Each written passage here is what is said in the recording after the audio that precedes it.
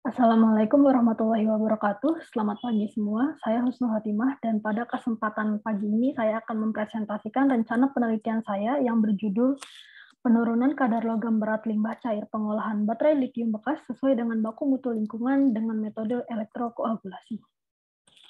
Adapun outline yang akan saya bahas, yang pertama ada pendahuluan, kemudian ada tinjauan pustaka, kemudian ada metode penelitian dan terakhir adalah referensi. Hal-hal yang melatar belakangi penelitian ini adalah baterai yang merupakan sumber arus listrik yang digunakan pada berbagai perangkat elektronik, yaitu baterai Li-ion yang merupakan baterai yang paling umum digunakan karena memiliki kepadatan energi yang tinggi, umur yang panjang, dan kemudahan pembuatan. Bahan utama pada katodanya adalah LiCOO2. Penggunaan perangkat elektronik, khususnya telepon seluler, mengakibatkan terjadinya penumpukan limbah. Limbah-limbah tersebut dapat didaur ulang dengan menggunakan teknologi hidrometalurgi, yaitu leaching. Namun dari proses pengolahan leaching tersebut akan menghasilkan limbah lainnya yang termasuk ke dalam limbah B3 karena mengandung unsur logam berat. Unsur logam berat yang berbahaya dapat diturunkan kadarnya melalui serangkaian pengolahan, salah satunya menggunakan teknologi elektrokoagulasi.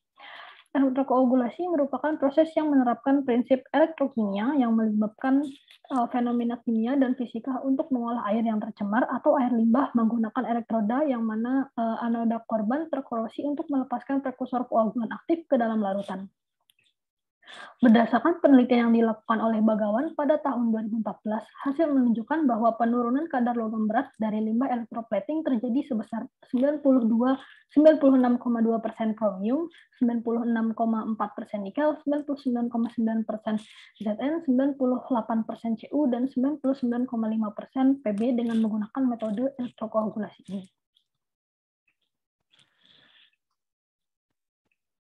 Pada penelitian ini dilakukan untuk menurunkan kadar logam berat Cd, Mn, Cu, Zn, Ni, dan Pb yang terkandung di dalam limbah cair hasil pengolahan baterai litium bekas ini untuk dapat dikembalikan ke lingkungan yang mana harus memenuhi standar baku mutu lingkungan yang telah diatur dalam Peraturan Pemerintah Nomor 22 Tahun 2021 tentang penyelenggaraan perlindungan dan pengelolaan lingkungan hidup yang terlampir di dalam lampiran 6 dan sesuai dengan kelas 3, di mana pada kelas 3 ini merupakan air yang peruntukannya dapat digunakan untuk budidaya ikan air tawar, peternakan, pengairan tanaman, dan atau peruntukan lain yang mempersyaratkan mutu air yang sama dengan kegunaan tersebut.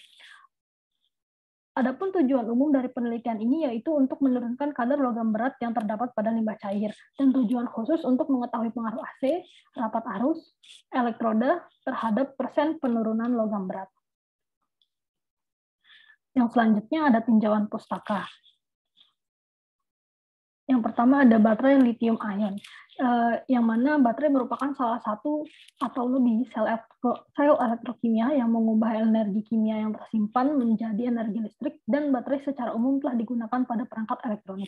Baterai lithium banyak digunakan karena memiliki kepadatan energi dan tegangan sel yang tinggi dan siklus hidup yang baik serta ramah lingkungan. Adapun struktur dari baterai lithium yaitu yang pertama ada anoda. Anoda ini bahan aktif yang digunakan di dalamnya ini biasanya karbon. Kemudian ada katoda. Katoda ini bahan yang sering digunakan di dalamnya ini biasanya LiCOO2 karena kinerjanya yang baik dan daya tahan energi spesifik yang tinggi. Kemudian yang selanjutnya ada binder. Binder dilakukan untuk mengikat bahan aktif elektroda. Binder ini umumnya digunakan materi yang digunakan pada binder adalah polyvinylidena fluoride atau PVDF karena sifatnya yang tahan panas dan tidak reaktif. Yang selanjutnya ada elektrolit, di mana elektrolit ini berperan sebagai media yang mana ionnya berdifusi dari satu elektrod ke elektrod lainnya sehingga mengubah energi kimia menjadi energi listrik. Kemudian yang selanjutnya ada separator, yang mana separator ini merupakan film mikropori yang biasanya terbuat dari polimer seperti polietilen atau polipropilen yang digunakan untuk memisahkan jarak antar anoda dan katoda. Adapun komposisi kimia yang terkandung di dalam baterai adalah Li, Co, Cu, Ni, Al, Mn, Fn, dan Zn. Kemudian yang selanjutnya ada Elektrokoagulasi. Elektrokoagulasi merupakan proses yang menerapkan prinsip elektrokimia yang melibatkan fenomena kimia dan fisika untuk mengolah air yang tercemar atau limbah air menggunakan elektroda di mana anoda korban terkorosi untuk melepaskan prekursor koagulan aktif ke dalam larutan. Adapun parameter yang mempengaruhi proses elektrokoagulasi ini diantaranya yang pertama ada material elektroda, di mana material elektroda ini yang digunakan pada penelitian kali ini adalah Al dan Fe karena terbukti keefisienannya dalam penurunan kadar logam berat dengan menggunakan metode elektrokoagulasi ini. Kemudian yang selanjutnya ada jarak antar elektroda. Salah satu parameter penting ini yang mempengaruhi kinerja proses karena pada jarak elektroda yang kecil, tarikan elektrostatis antara kelompok logam hidroksida akan tinggi. Hal ini menyebabkan degradasi Flock karena tabrakan yang intensif di antara logam-logam tersebut. Adapun fenomena ini dijelaskan pada rumus eta IR sama dengan ID per AK, di mana I adalah rapat arus, D adalah jarak antar elektrod, A adalah luas permukaan anoda, dan K adalah spesifik conductivity-nya.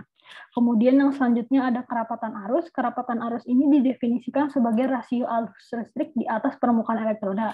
Parameter ini dapat dikontrol langsung, menentukan dosis koagulan dan laju pembentukan gelembung gas. Hal ini dijelaskan pada rumus M sama dengan ITM per ZF, yang mana M adalah massa, I adalah rapat arus, T adalah waktu, M adalah berat atom dari Al atau Fe, Z adalah jumlah elektron yang ditransfer, dan F adalah bilangan Faraday.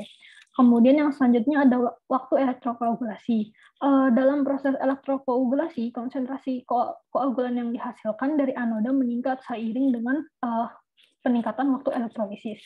Efisiensi penurunan polutan juga meningkat dengan bertambahnya waktu hingga mencapai waktu maksimum pada waktu yang optimal. Kemudian yang selanjutnya ada metode penelitian. Berikut di bawah ini merupakan diagram alir pada penelitian saya. Yang pertama, bahan yang digunakan adalah limbah cair dari bekas pengolahan baterai litium bekas. Kemudian dikarakterisasi dengan menggunakan ICP-OS.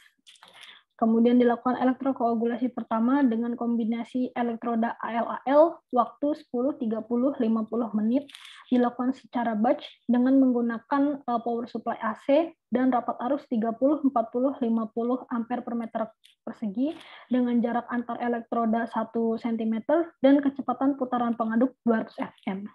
Untuk elektrokoagulasi kedua dilakukan dengan menggunakan elektroda ALFE dengan waktu 10, 30, 50 menit dilakukan secara batch dengan menggunakan power supply AC dengan rapat arus 30, 40, 50 ampere per meter persegi dengan jarak antar elektroda 1 cm dan kecepatan putaran pengadut 200 rpm.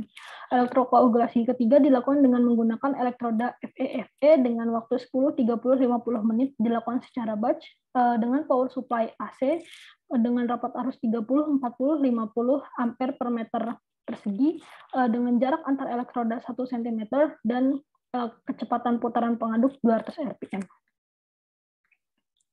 Kemudian hasil elektrokoagulasi dilakukan filtrasi sehingga didapatkan filtrat, kemudian filtrat dianalisa dengan menggunakan ICP-OS dan residunya dianalisa menggunakan SEM-EDX. Kemudian didapatkan data pengamatan dan dilakukan pembahasan berdasarkan literatur yang ada dan ditarik kesimpulan. Adapun alat dan bahan yang digunakan adalah alat yang digunakan yang pertama ada jepit buaya, kemudian yang kedua ada SEM-EDX, yang ketiga ada kertas saring, kemudian ada gelas kimia, kemudian ada ICP-OS, kemudian ada stirrer, plat AL dan Fe, dan bahan yang digunakan adalah limbah cair hasil proses pengolahan baterai litium bekas. Berikut adalah referensi yang saya gunakan. Kurang lebihnya mohon maaf. Terima kasih. Wassalamualaikum warahmatullahi wabarakatuh.